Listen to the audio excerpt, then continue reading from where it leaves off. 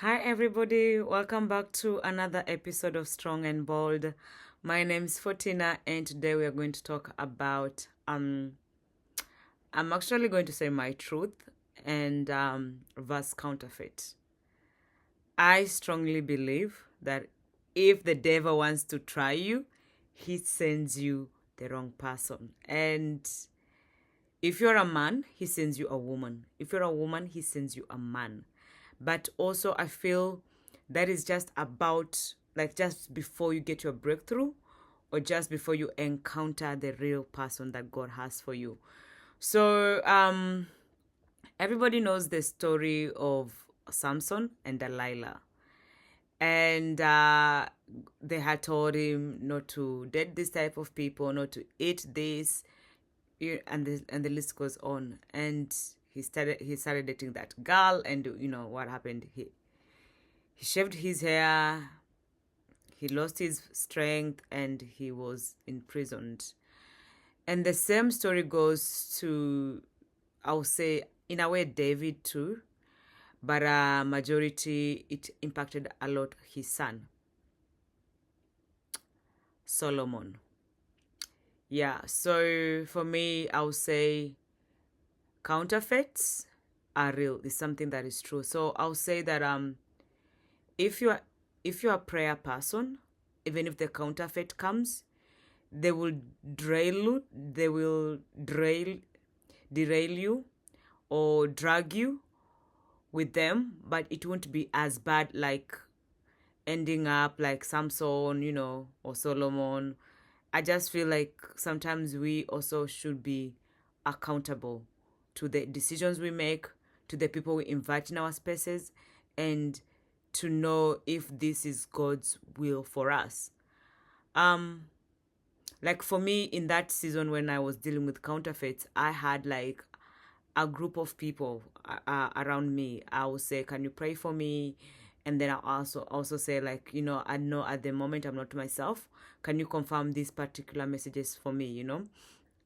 And sometimes I'll meet with them, we have coffee, we talk about these things. So for me, I'll say, like, if you're going through a season when you're not sure if someone is real or it's counterfeit, I'll say it's like at the end of the day, the mask will fall off. Just be careful, like how you interact with them, how much space or access you give them to access you, because at the end of the day, look, somebody can't pretend for 6 months, can't pretend for 2 years. The mask will fall off. Yeah, so this is my story.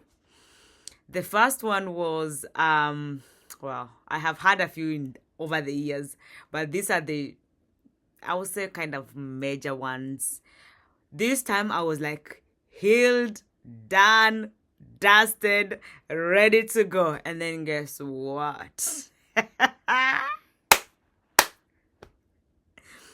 I was shattered. I was given character development. So I believe there's two character developments. There's the one that God gives you when He's telling you to go somewhere and you don't do it, or when He's calling you into a position and you don't do it. And there's that character development that we seek ourselves. That one that you are like, what's going on? Like I want them. The one that wants you, you don't want them. The one that doesn't want you, you want those ones. You know what I mean? That kind of character development. That guy, that girl, you don't know if you are with them or you are single. If they are the ones, they are not. They appear, they reappear, they disappear, they manipulate. Oh my goodness. That is the character development that I'm talking about. This guy you like, you love, you're in love with him, you're doing everything for him. He shows you pepe. Like he doesn't care about you. He's keeping you on the fence. He's giving you breadcrumbs here and there. You just don't know. Hey, my sister, my brother. Those are the kind of ones I'm talking about. That character development. That one that humbles you. That one that makes some people say, so I'm not saying it. Okay, I will say it. Anyway, that one. That is the character development I'm talking about. Everybody goes through that kind of character development, but also I feel because of God's grace, we are able to address these things, but again we are able to heal and move forward, reformed people. Ha! I think these character developments make us prepare for our actual spouses because they develop us left, right, and center. They scatter everything. They make us feel like you start questioning your reality. You start saying like, is this me 14 or what's happening? Is this person the way they're treating me? Is it real or am I dreaming? Because when it starts, doesn't start like that. It starts goosebumps. You like them and all kind of things, and then time goes by, you're like, what's happening? We're not progressing. We're not moving yawa. What's going on? And that's the one I'm talking about. That is the character development. So, my story versus counterfeit. That was a warm-up because this is a sensitive topic. But again, I feel like we need to have this hard truth. It has happened to me, and I'm sure and I'm certain it has happened to many, many, many, many, many, many more. First of all, let me tell you something. If someone wants to be with you the first 6 months, they can make that decision. They know if you are the one for them or you are not. 1 year. My mom told me it takes 1 year for a man to know if he needs to marry or not. So that's why you see some people, they date you for 10 years. No marriage, no engagement, no nothing. But they marry somebody 6 months later, they get married, they get engaged, they get everything. What I have come to know, and so many people have said this, men don't marry who they love. They get married when they are ready to settle. So it's nothing to do with you. It's just something to do with that person. So I'll say if someone is not ready for what you're ready for, my dear, my sister, drop the bag, go get somebody who's ready for what you are ready for. Because those people are also there. We can't keep on falling in love with potential of someone. They are who they are. What they show you, that's what they are ready for. That's what they can give you. If they can't give you more than what if they can't give you more than if they can't give you more than what they're ready for, it's a disaster. Because you are here, somebody's here. So you are either pulling them, they don't want, or they either drag you to their level. So for me, I'll say, do not settle. Do not settle. So let me tell you my story. So I was seeing this person some years back or a while ago. This person was like the first person I felt like I liked in a long time. And hey.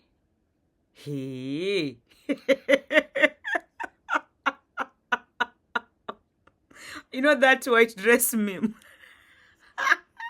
That one. Anyway, so sorry. Anyway, so this person, like, they were giving me breadcrumbs here and there, and then they were like, this is my friend. So I knew the circle of friendship. They were like, oh, this is my friend. And then and then this person was ready to even to propose to me. I had a dream, I saw the bag, and I saw the ring. And even when I went to see this person, the bag that I saw the ring in, it was there. So I knew it was. And even when we had an argument that particular day, he had the ring in his pocket because I could see the box, like you can see the shape of the box. So he was going to propose to me. But God saved me. I was like, why? I knew we were like lovey-dovey, but I came to find out the person was saying friend. They were more than friends. And then I came to realize this person, like at the end of that year, like a few months later, the same year that after things didn't work out, he moved in with somebody. And this was also another friend that was just saying that it's a friend. So for me, they were these friends. You think like it's nothing, but they are doing more than friendship. I don't know what they were doing, but they were more than friendship because the trips were not aligning. So the trips back and forth from, this particular state and all that. So I was like, what's happening here? So at the end of that time, before the end of that year, he was with this particular, I had found out that this friend wasn't a friend in the same city, and then he moved to another city, moved in with somebody. And this person was hacking, like kept on stalking me, like literally stalking me, like being up to date with what I'm doing with my life, like to a point that they had hacked my account. So I saw my Google account, a phone number, like a phone was attached onto it, like for like a few months back. And then I was like, how did this happen? I found out like the beginning of the new year, because they had moved in with somebody before the end of the previous year. So that's when I was like, I didn't even know that about that moving in. Somebody, because people know somebody. So somebody was like, oh, you know. So I was like, this person, the way he was behaving, I just found out about this particular friend. And that's why things like, I was like, there's no hope here. But then also they moved in with a different person. And not to talk about that, they were hacking me, like they were stalking me online. What kind of... No comment. So you are here with somebody, you are living with somebody, you are still stalking somebody else. Because they discovered you. Because they discovered like you are a lie or manipulate, like all these other things. Anyway, so that is one story. Another story. So, somebody's son was texting me, like was talking to me. And then, every time I started talking to him, I'll have weird dreams. I'll have like a dream like a dog, a black dog is like chasing me. You know those dogs like you see in the music videos, those ones who are like vicious dogs. It's chasing me once, wanting to bite me. I was like, what's going on? I spoke to my friends again, who I told you, you need to have a community to pray for you. So I was like, what's... and then she put in reality like A, B, C, D. So if you're not careful, this dog can actually bite you or something. So I stopped talking to this person because of that particular dream. But moving forward, a couple of months later, the following year, this person showed like 6 months later, in exact time, this person showed they were engaged, they were getting married that year, the following year. I was like, okay, I wish them well. So then on the wedding, you know how some people do with videos and stuff. I'm not a stalker. Somebody like sent me a clip of this person's wedding. The lady was saying they've been together for 5 years. And I was like, hey. So this you're talking to me, Oga, you are planning your wedding. Oga, you are getting married. So I remember sometimes people say redirection is rejection. How can I even say this? If somebody doesn't want to be with you, sometimes it's redirection. Rejection is redirection. So you can redirect your life to a higher calling, a better purpose, and finding somebody who's suitable for you. But then now imagine if I was that woman. Like maybe I'm the one this person A moved in with. Knowing he has all this like history with other people, a couple of months, or even currently. Or if I'm person B, I'm getting married to this person knowing that, like, without knowing that this person was talking to other people just like a couple of months before we get married. You see what I mean? So sometimes I'm like, prevention is best than cure. So I'll strongly say, for men, this is for men. So for a man to know the woman he needs to settle down with, or the woman he needs to marry, number one is that you need to know your purpose and your calling in life. Because unless you know those things, you're going to settle with the wrong person. And you're going to be attracting the person where the level that you're at. So let's say if I am confused, I'm going to be there. But then if I know myself better, I can attract in the position and the place that I am in. A healed place, a mature place, a whole place. But if you still have like some unhealed trauma, abandonment issues, you're going to always attract people who will bring up those things. Especially if it's like, let's say you have anxious attachment style, you always date somebody who's unavailable for you. They will be unavailable emotionally, physically, psychologically, financially. They won't be available for you. So I just say that a healed you is the best version of you, and that's the biggest gift you can give to yourself before you even give to the biggest gift to somebody else. Heal first, be whole, know your purpose, know your mission in life. Then you can find the right person to align you together. So even for women, when we know who we are, then we know the kind of man who deserve us, because you're supposed to be helpers for this particular man that you end up marrying or settling down with. So how can you help somebody when you don't even know your abilities, your strength, what makes you a person, what brings the best out of you? So number one, if a man does not know his purpose in life, he's going to date lesser than equal. He can date people who are like looking good on paper, like have good careers, they are the A-list, but they might not be the right people to align his journey in life. The same as a woman. If you don't know who you are, you can attract people who have money, who have cars, what things people look for, but that might not be the right person for you, because you are meant to be a helper to somebody. So let's say suppose this person is confused. How are you going to help him to get to his dreams? Because he's already confused, doesn't even know what who he is, what he wants in life. So you're just going to be dragging along.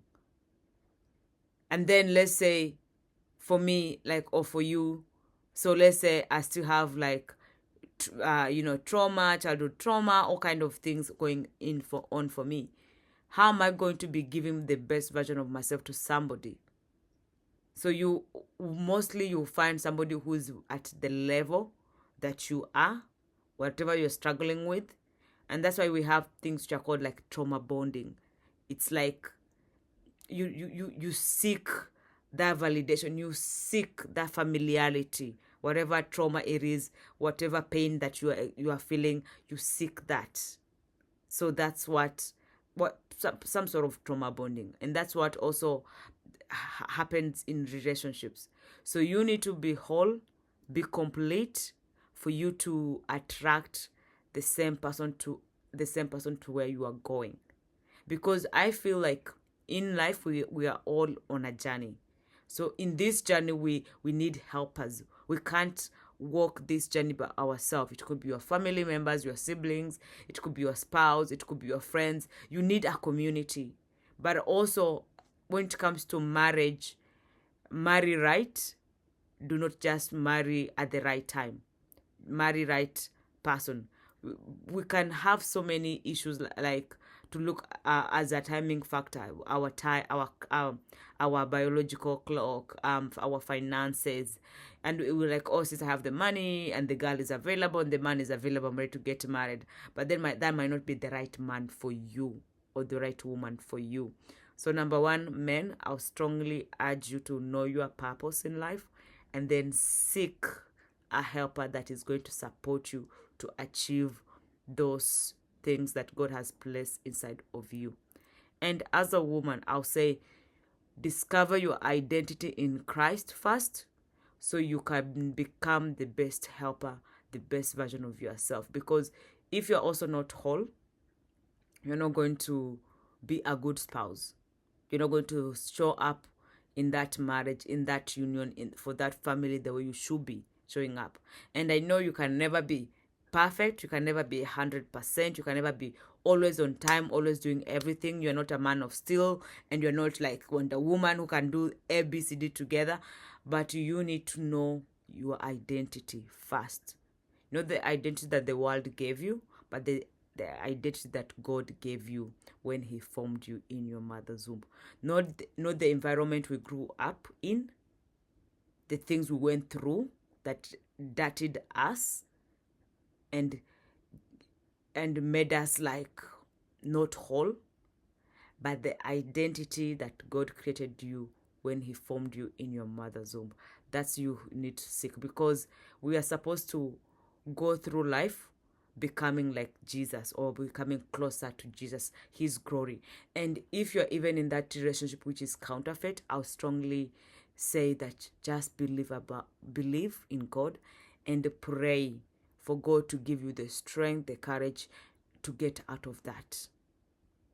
But also pray prayers like, God, remove the veil from my eyes. Help me to see this situation as you see it. Help me to see this person as you know them. Because sometimes we are very, what's the word? We are very fraud as people, you know? We might want to see the things we want to see and see them how we want to see them, not the reality. So we see things from rose-colored glasses, like, he's perfect, she's perfect, I'm in love, and that's it. But in the real sense, like, this person is breadcrumbing you, is gaslighting you, they're being narcissistic towards you. So that's not the environment that God wants you to be in. So even for men, God wants you to love that woman, your spouse, as Christ loved the church. Christ loved the church to a point he was ready to die for that church. So if you know you are a man and you're not ready to die for your woman, for your wife, then let her go. You're not the right person for her. And if you are a lady, you're not ready to submit to a man because of A, B, C, D reason, because you're supposed to submit to your husband as unto the Lord. But also that people, that these terms, I don't like using them because people can twist them in their sick ways and make somebody, like, manipulate somebody into submission, or, you know, or like abuse someone in that emotionally in that context. So if you know you can't die for your wife, are you loving her correctly? And if you know you can't submit to your husband, are you loving him correctly? So for me, I'll say seek God, pray about it, and he is going to deliver you from even places you will never understand. And there's nothing God can't use. There's nothing that God can't renew, because he makes crooked paths straight. So stay blessed. And I know counterfeits are real, are like, they really do exist, but usually you face a counterfeit before you reach your promised. So most of the time, the stories I have even had, you had to experience this particular counterfeit like this year or this month or couple of months, and then the following month or the following year or a few years later, you met your right spouse. So stay hopeful, have faith, the right person is out there for you. If God says go to another country, please go. Maybe that's where your spouse is. If God says go to another city, please go. Maybe that's where your spouse is. Because you might think, like, I'm meant to stay in this city, you know, live in this city, work in this city, and get married in this city, but God has different plans for you. Always be open to receive, to hear him, and know what he wants you to do with your life, because our life belongs to him, and he can mold us, shape us into the person he wants us to be. And there's so much more potential, there's so much more in you that God still wants to develop. Even when you are 50, 60, 70, you are still you are still developing in God's eyes. We're still his children. So there's still more that he can bring out of us to know ourselves, to serve him. So God is always calling us to serve others. So even if you meet that spouse, ask them, how can I serve you? Many people don't even know how they want to be served. And many people can't ask that because they're not ready to serve others. They're not ready to be of service. But one thing I'll say is that you will meet your spouse when you are serving. Don't go like, I'm going to church to meet my spouse, or I'm going to this event to meet my spouse. But do something with your life while you're waiting. Serve. Serve in your community. Serve in your church. Serve. Like, do something. That's how many people meet their spouses. It's through serving. It's through serving others. that you might even be serving your spouse right now, you don't know. So you don't know who's watching, you don't know who's seeing you.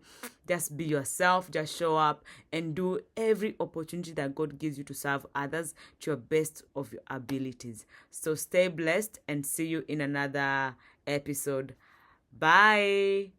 Tell me what, before I go, tell me your counterfeit moments. I really want to know your story, because I know it is real, it exists, and majority of us have faced that. But also, it's not the end. It's not the end of your journey to finding true love, to finding people who will love you, see you, honor you, cherish you. They're there. Be hopeful and still have faith. So, see ya.